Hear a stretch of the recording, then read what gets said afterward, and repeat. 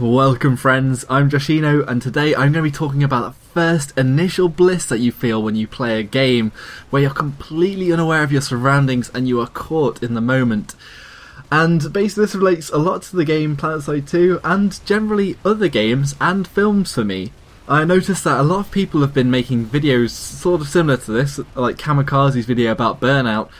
But I think we've all seen the revitalization of Planetside 2 with the PS4 players in the beta, where they're all trying out the game for the first time, and for some of us players that have played it for a long time, some of the battles that they're seeing and being amazed by are battles that we might see as a bit pointless or not very fun or grindy. But in actual fact, when we started playing the game as well, we would have been awe-stricken and completely taken off our feet when we saw the feats that were happening, like hundreds of people running up a hill to fight in a battle, or even hundreds of people stuck in between the corridors at Matheson's Defiance.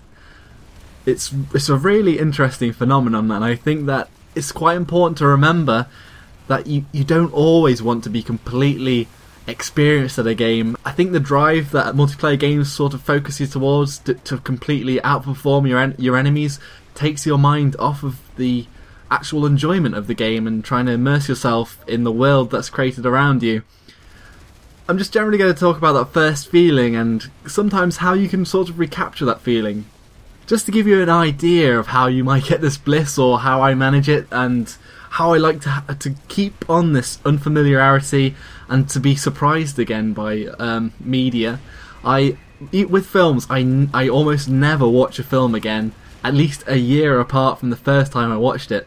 And a lot of films, even if they're amazing films, I find it really hard to watch them if I haven't given enough space to make me sort of forget at least some of the plot and some of the twists and generally the feeling that you get, that sort of lifting of a lot of the time adventure, or when you're taken to another world. It's hard to explain, but that unfamiliarity is very fun. I think it's quite unfortunate that a lot of people will call players noobs or generally insult them for enjoying such a situation, or if somebody shares a moment in a game that everyone else is like, oh, we've already done that, it's over. We don't care about that anymore. We've already felt that. But to other people, that moment is just amazing. It's a moment of awe. And in a recent game, I've been playing H1Z1, and even though it's very much not polished up, and for the most part, I'd probably say not to buy it right now, but to wait until the beta's a bit more developed, I actually really enjoy the fact that I don't really know what I'm doing. I'm not very good at the game. And yeah, I'm really struggling in the game, and I really enjoy that fact that it's something completely new to me. And for that reason, I'm enjoying the game. And I have made other videos before about how you can have different types of fun in a game, and especially sandbox games where they're basically games where you can do anything. It's all driven by the player experience. There's not really anything to say, this is the way you should play, and that's the way you've got to stick to. No, you can create whatever, you can play however you want to, you can create your own style of play. It's like just jumping through, like in some of my previous videos I do the Renzuking. It's basically just jumping through the air trying to rocket enemy aircraft by jumping out of your aircraft and jumping back in again. That's just crazy, but it's fun. It's not very helpful to anybody, but it's fun, so why shouldn't you be able to play the game like that? Even in like deathmatch games or any other multiplayer games, you can play your own sort of game in a game and enjoy it. So anyway, that's a bit of a tangent, but I think it's very important to be introduced to new games and to be newbie, I guess. And being newbie is probably one of the best parts of a game. You start to lose its charm as you become better at the game and you become more familiar with it. And sometimes it can get a bit boring, and like other people have mentioned, you can burn out. So I do have to take breaks sometimes from games if I want to come back to them and feel a bit more refreshed.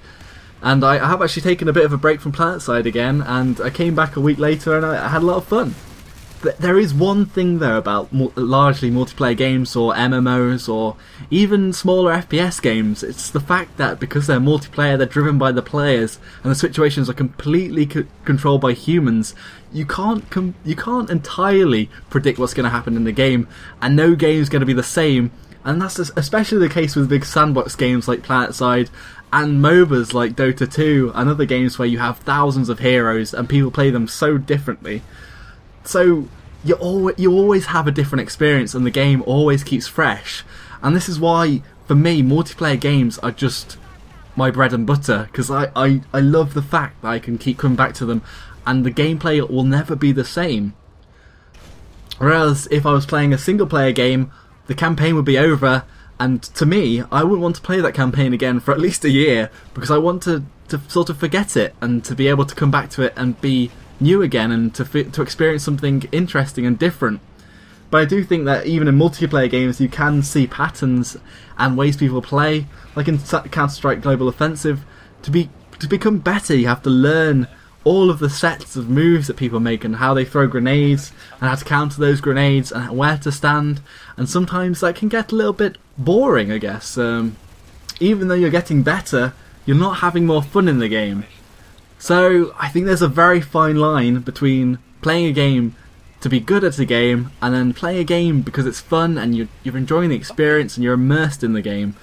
And I think a lot of the time when you're playing multiplayer games you can forget that. And it's always good to have a break for a while and to come back to games.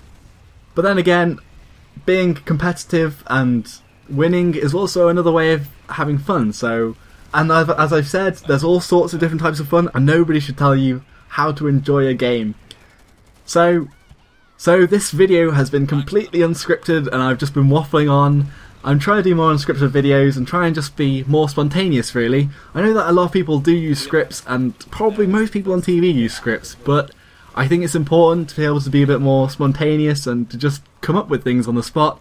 And I just want to try and do that, and I know it's a bit rough at the moment, and I hope it can get better, everyone, and I'm glad that you've stuck with it. If you're listening to this, it must mean that you've either skipped to the end or you've watched it all. So thank you very much, and if you enjoyed it, be sure to like and comment with any questions or just anything really, and subscribe if you want to hear and see more of me.